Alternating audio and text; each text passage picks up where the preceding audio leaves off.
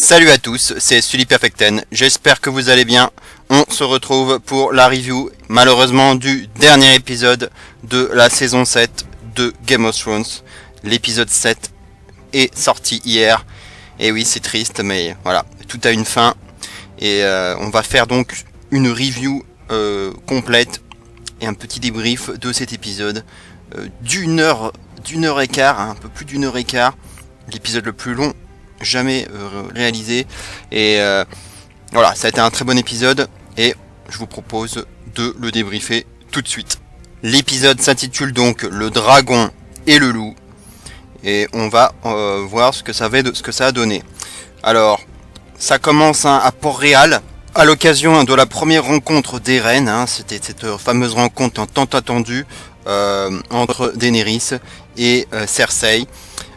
Daenerys étant accompagnée de ses nombreux soutiens et de ses forces armées, et elle croise donc pour la première fois la route de Cersei avant de rejoindre le nord et ses paysages du nord. Donc, le but de l'entrevue évoquait bien entendu la menace de l'armée des morts et du roi de la nuit en route vers Westeros.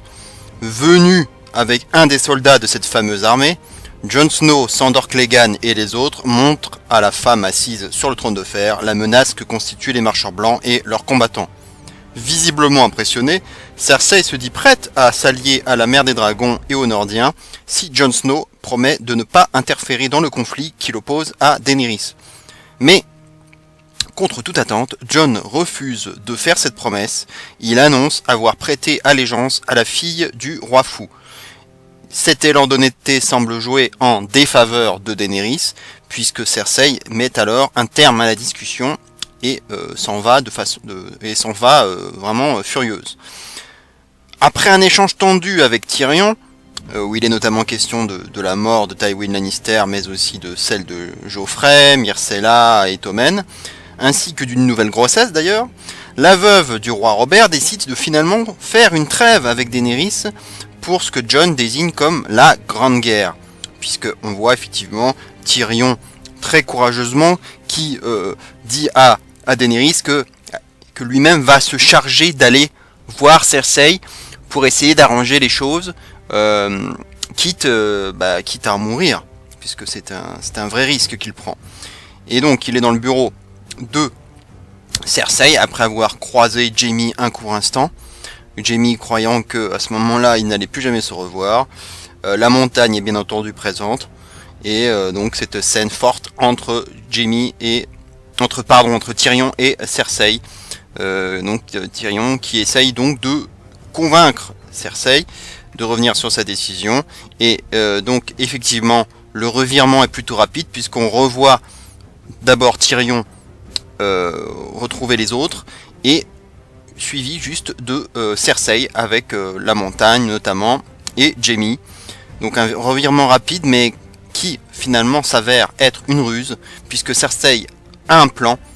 Elle ne tiendra finalement pas cet engagement puisqu'elle a au contraire prévu d'utiliser des mercenaires stationnés à Essos, la Golden Company, pour profiter de la situation et garder la main sur le pouvoir.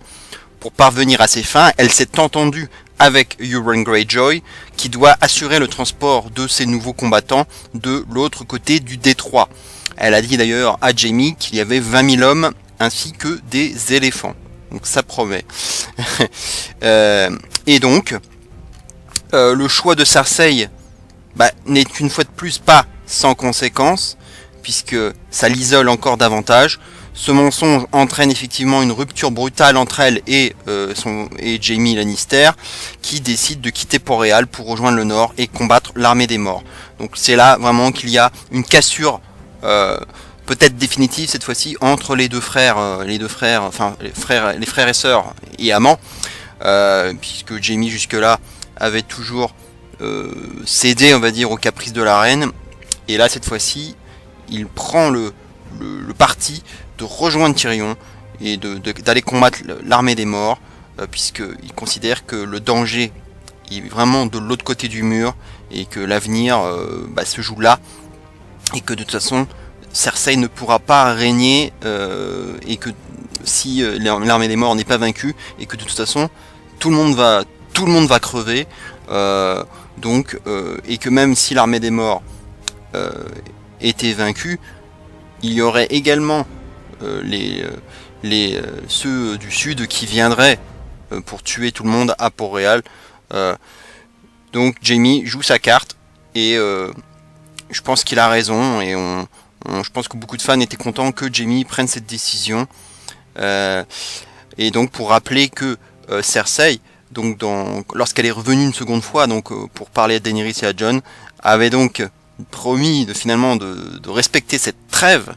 Donc c'était une ruse au final, mais elle a dit donc qu'elle avait respecté cette trêve, qu'elle donnerait des hommes pour livrer cette guerre aux marcheurs blancs, mais qu'une fois que ce serait terminé, voilà, il y a cette trêve pour le moment, mais voilà, elle ne lâcherait pas l'affaire par la suite, hein, puisque bien sûr les querelles sont tellement fortes qu'elle ne peut pas s'arrêter là. Au nord, les manigances de Baelish, de Littlefinger, prennent un tournant inattendu, puisque alors que son méticuleux travail de sape pour manipuler Sansa semble atteindre son but, les 3 enfants de Ned Stark, donc Sansa, Arya et Bran, mettent l'intrigant face à ses responsabilités. En effet, devant ce qui semble d'abord être le procès d'Arya, il y a un twist énorme puisque Littlefinger doit finalement répondre d'assassinat et de trahison, alors qu'on croit que c'est Arya qui va être condamnée à mort par sa propre sœur. Donc ce twist énorme. Et c'est donc ils devinent, les enfants savent du coup que c'est Littlefinger qui a monté Catelyn Stark, leur mère, et Lysa Arryn l'une contre l'autre, et que c'est encore lui qui a déclenché le conflit entre les Stark et les Lannister. Donc c'est toujours lui qui a fomenté le meurtre de Jon Arryn, l'ex-main du roi Robert, et cette fois, Sansa et Arya ne laisseront plus rien passer. Confronté à ces manigances, Baelish tente de sauver la face, il en perdra au final la gorge, tranché par Arya Stark, sous le commandement, on va dire, de Sansa. Enfin, donc, une mort attendue par beaucoup de fans. C'est un personnage fort, mais détesté aussi pour beaucoup de monde. Et je pense que cette scène a fait plaisir à pas mal de monde. Attendu de longue date, la fin de Littlefinger joue autant sur la duplicité du personnage que sur sa capacité à aimer des femmes qu'il n'aura cessé de trahir. Et l'effet fut garanti, et la complexité du personnage a été vraiment habilement exploitée. Cette confrontation signe également le rapprochement de Sansa et Arya dans une jolie scène apaisée. Les deux femmes restent très différentes, mais dans un échange autour de leur défunt père, leur passé commun, tout autant que la faculté qu'elles ont à se comprendre l'une et l'autre, les encourage à s'allier. Ce qui pourrait d'ailleurs être un atout crucial pour la suite. Car de sombres nuages pointent à l'horizon, tandis que Santarli arrive à Winterfell, Bran Stark comprend en échangeant avec ce dernier que Jon Snow n'est pas seulement le fils de Lyanna Stark et Rhaegar Targaryen, il est aussi le prétendant légitime au trône de fer puisqu'il n'est pas le fruit d'une union illégitime. Il comprend aussi que la révolte de Robert Baratheon, qui a soi-disant pris les armes parce que Rhaegar avait enlevé Lyanna, repose sur un mensonge. Donc forcément, la gêne, elle est forcément présente. Or, cette prise de conscience de Bran, qui tient à en informer son ex-demi-frère, nouveau cousin, survient au moment où le rapprochement entre Jon et Daenerys franchit une étape sans retour. Tous deux cèdent à l'attirance qui les ronge depuis plusieurs épisodes, avec une tension sexuelle à couper au vert dragon. Et je vous invite à voir ou à revoir cette scène torride, que beaucoup de fans attendaient avec impatience. Ou pas, d'ailleurs. Jouets d'un destin qu'ils essaient désespérément de changer, tous deux vont connaître des lendemains difficiles lorsqu'ils connaîtront leur lien de parenté. Ils ne pourront du reste le garder pour eux, puisque on a vu Tyrion qui a vu Jon rejoindre Daenerys dans sa chambre avant l'instant fatidique. Il faudra aussi bien garder cette scène en tête pour la saison 8. La situation risque d'être d'autant plus compliquée que le roi de la nuit et son armée marchent désormais sur Westeros. juché sur le dragon Viserion, le souverain silencieux est parvenu à ouvrir une brèche dans le mur. Il n'y a désormais plus rien qui empêche les marcheurs blancs et leurs hordes de mettre le cap sur les 7 royaumes. L'heure de la grande guerre a bel et bien sonné, effectivement. Effectivement, lorsqu'ils arrivent au mur, donc à la grande surprise de Tormund et de Beric, donc qui était tout en haut du mur, donc l'armée des morts arrive au pied du mur et donc le roi de la nuit arrive avec Viserion, sur le dos de Viserion, qui fait un carnage en crachant du feu bleu ou de la glace. Ça ressemble plus à du feu bleu. En tout cas, il détruit tout le mur, tout sur son passage. Et malheureusement, a priori, c'en est fini de Tormund et de Beric, deux personnages aussi qui étaient quand même secondaires, mais quand même qui comptaient notamment dans cette saison. Et c'est bien triste, et c'est comme ça que s'achève l'épisode 7, ainsi que la saison 7 en entier, malheureusement. Alors, ce qu'on peut dire pour le bilan, c'est que c'est intéressant de retrouver aussi des personnages qui se retrouvent après beaucoup de temps, comme le limier et Brienne, après leur duel, et qui vont parler d'Arya. Brienne qui dit à Limier que Arya est bien vivante, et elle fait une petite référence à leur combat entre Brienne et Arya, en disant que en gros il faut pas trop s'inquiéter pour elle, et que c'est plutôt celui qui tentera d'attaquer Arya qui risque d'avoir des soucis. Les retrouvailles aussi sympathiques entre Podrick, Bronn et Tyrion, et également les retrouvailles entre le limier et son propre frère, la montagne, avec qui les relations sont encore tendues. Sinon, ce qu'on peut dire aussi, dans les scènes marquantes, on va dire, c'est Sansa et Arya qui évoquent le souvenir de Ned, après avoir abordé tout ce qu'elles ont traversé. Les deux jeunes femmes parlent de leur père et de ce qu'ils ont appris, de ce qu'elles ont appris de lui. Et face aux intrigues dont elles ont souvent été l'objet, elles comprennent qu'elles se reposent d'abord sur ce qui fait leur personnalité, un héritage, des valeurs et des souvenirs. Également Jaime qui laisse Cersei pour rejoindre Tyrion. La rupture paraissait inéluctable, malgré la force des sentiments qui les lient. Confronté aux mensonges de la reine, Jaime choisit de rester fidèle à sa parole. Une fois encore, son sens moral et ses pulsions entrent en collision, et une fois encore, le régicide devrait porter son choix comme une croix. Et ce qui est intéressant, c'est que à 2 reprises, pourtant Cersei, c'est un personnage fort, dur, impitoyable, et on l'a vu quand même céder 2 fois, en fait, à ses propres frères, Jaime et Tyrion.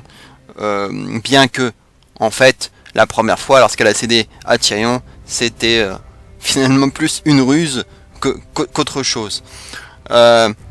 Mais on sent quand même, et Tyrion a raison, qu'au fond d'elle, elle sait très bien que Tyrion aimait ses neveux et nièces, et que si elle a tué son père, c'est que c'était pour de bonnes raisons. Et je pense que il a bien défendu sa cause. Mais voilà, Cersei, elle a beau être démoniaque, je pense quand même qu'elle a encore un tout petit poil de cœur en elle. Finalement, voilà, elle l'a pas exécuté, elle n'a pas fait exécuter son frère Jaime, et qu'elle l'a laissé partir. Après, attention aux représailles. Est-ce que ça va pas est-ce que ça va pas justement se retourner contre lui? Ce n'est pas impossible. Également Jon, Sion et la liberté de choix, puisque c'était une scène très attendue entre Jon et Sion, les deux hommes qui ont des parcours opposés et qui pourtant ne sont pas si éloignés qu'on pourrait le croire. Habilement, la série a posé une question qui devrait habiter la saison 8, à savoir que face à la cruauté du destin, les héros pourront-ils faire des choix qui leur permettront d'être véritablement eux-mêmes, ou seront-ils des esclaves des dilemmes qui les habitent. Ça c'est une question qui sera intéressante. Et donc on a vu donc Théon et Jon, hein, et Jon qui dit à Théon, mais voilà, enfin, il dit bien que Théon a fait des grosses conneries. Théon le reconnaît et il lui dit, mais qu'est-ce que tu fous là à discuter avec moi? Va sauver ta sœur, parce que à chaque fois il agit lâchement, Théon. À chaque fois il fuit ses responsabilités. Il a empêché, il n'a pas essayé de sauver sa sœur des mains de Euron. Et il a préféré sauter par-dessus bord. Donc là, la scène intéressante, c'est quand, justement après cette discussion avec Jon, il prend les choses en main, enfin, et que sur la plage, il décide d'aller sauver Yara, donc des griffes de son oncle. Hein. Il rencontre alors sur la plage plusieurs hommes du Ron, notamment un homme un petit peu hostile envers Sion. Et une bagarre du coup éclate entre les deux, puisque ce capitaine lui s'en fout de sauver la sœur de Théon. Il lui dit que voilà, qu'il a trahi tout le monde et qu'il a pas essayé de sauver sa sœur, et du coup la bagarre éclate entre les deux, et en fait étonnamment finalement Théon arrive à s'en sortir dans cette petite bagarre avec ce capitaine et le tue à main nue. Après un moment assez drôle, hein, où ce capitaine lui donne plusieurs coups de pied dans les roustons, sauf que il n'y a pas de roustons, et du coup même pas mal, et c'est comme ça qu'il achève ce capitaine et qu'il repart avec les autres hommes, et qu'il arrive à convaincre tout le monde d'aller sauver Yara des griffes de son oncle. Ce qu'on peut dire aussi, c'est la scène, cet endroit qu'on a revu et qui était un endroit important, un lieu important de cet épisode, à savoir Fosse Dragon, la Fosse Dragon de Port-Réal, parce que alors que Tyrion parlemente avec Cersei, Daenerys évoque avec Jon l'histoire du lieu qui sert de théâtre de rencontres ou de reines. La Fosse Dragon, c'était la demeure des dragons à l'époque, où les Targaryens tenaient Port-Réal. Et ça a été construit par Maegor le Cruel, un ancêtre de Daenerys. Elle a été battue, cette Fosse Dragon a été bâtie sur les ruines d'un ancien Seth, lui-même détruit par le souverain et son dragon Balerion pendant la guerre contre les militants de la foi. Si la construction devait protéger les créatures mythiques, elle a aussi eu des conséquences sur leur croissance, comme l'explique sommairement Daenerys. Aucun des dragons abrités en ce lien n'a atteint la taille de Balerion. Et c'est en partie ce qui a permis plus tard à des citoyens en révolte de les tuer. Donc c'est important aussi de raconter un peu à nouveau l'histoire de ce lieu Fosse Dragon, cette espèce d'arène déserte, un peu inquiétante aussi, où se font les retrouvailles entre tout le monde, et notamment cette grande réunion tant attendue entre Daenerys et Cersei et Jon Snow. Je n'ai pas parlé aussi, bien entendu, je n'ai pas trop parlé du moment où le limier ouvre cette fameuse caisse contenant ce marcheur blanc qu'ils avaient réussi à capturer. Ce marcheur blanc absolument terrifiant, ce squelette pratiquement, qui vient sortir de cette boîte et s'attaquer directement à Cersei. Mais comme il était enchaîné, Cersei, elle a pris un petit peu peur, mais le limier a retenu, comme le retient un chien en laisse, l'a retenu, et il s'est fait arracher un bras. Et Jon Snow a également en a profité pour montrer à Cersei comment on tue les marcheurs blancs de deux façons. En allumant donc du feu, en allumant une torche, il a montré que en les brûlant ça marchait, mais également avec le fameux ver dragon. C'est comme ça d'ailleurs qu'il a achevé ce mort-vivant là. Et c'est ce qui a lancé ensuite la discussion, et ce qui a permis de convaincre Cersei de l'existence des marcheurs blancs, même si elle essaye quand même de dégager tout ça, toute cette bataille. Elle veut s'en débarrasser, elle laisse tout le monde s'entretuer, elle s'en lave les mains comme d'habitude. Voilà ce qu'on pouvait dire sur cet épisode riche, 1h15 forcément, beaucoup de choses, et cette saison 8 va être terrible puisque l'attente va être très longue, on ne sait même pas si elle va avoir lieu l'année prochaine, voire ou même dans 2 ans. 6 épisodes seulement sont prévus, donc une saison qui va être encore plus courte, des épisodes a priori plus longs aussi, mais ça va être très très long d'attendre. Comment va se finir cette grande guerre, puisque maintenant on sait que les marchands blancs sont arrivés au niveau du mur et ils sont arrivés à Winterfell, donc ça va devenir très chaud. Que va-t-il advenir de nos héros? Est-ce que Jon Snow va enfin apprendre quelles sont ses origines, et que finalement il est un descendant, enfin en tout cas légitime au trône? Donc il y a énormément de choses possibles. Est-ce qu'il va pas faire un enfant à Daenerys aussi? On ne sait jamais. C'est ce qu'on entend beaucoup dire. Est-ce que, ou également encore une rumeur, est-ce que Bran ne serait pas le marcheur blanc, enfin le roi de la nuit? C'est ce qu'on entend aussi beaucoup dire. Est-ce que Cersei va réussir à tenir même avec cette compagnie dorée qu'elle a récupérée, avec tous ses hommes et ses éléphants? Est-ce que Euron Greyjoy ne va pas non plus la lui faire à l'envers? Il y a énormément de choses des questions qui se posent. Est-ce que Theon va réussir à retrouver sa sœur? Est-ce qu'on va pas retrouver un duel entre Theon et Euron, et avec un Theon peut-être un petit peu plus courageux, quitte à mourir, mais peut-être au moins finir avec panache? Ça serait intéressant. Voilà, et puis la relation toujours entre Arya et Sansa, va-t-elle rester, on va dire, dans le respect, même s'il y a beaucoup de différences entre elles, mais est-ce qu'elles vont pas finir par... Est-ce qu'elles ont vraiment enterré la hache de guerre ou pas, avec la mort de Baelish? C'est à voir.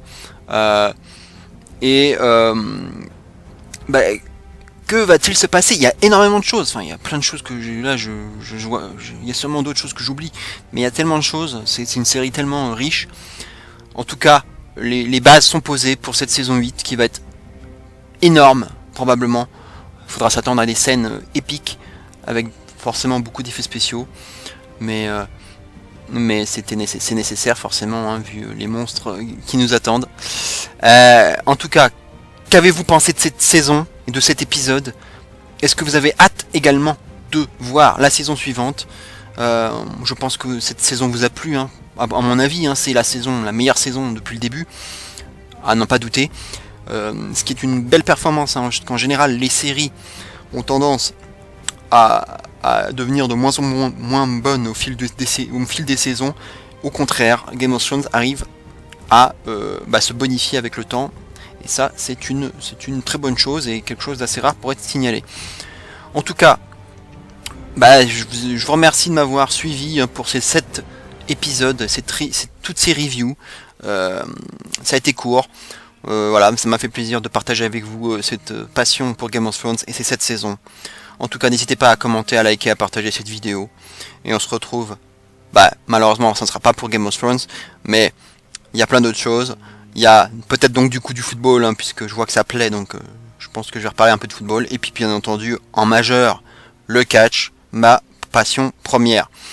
On se retrouve donc très bientôt, et d'ici là, bien entendu, vive Game of Thrones for life! Ciao à tous!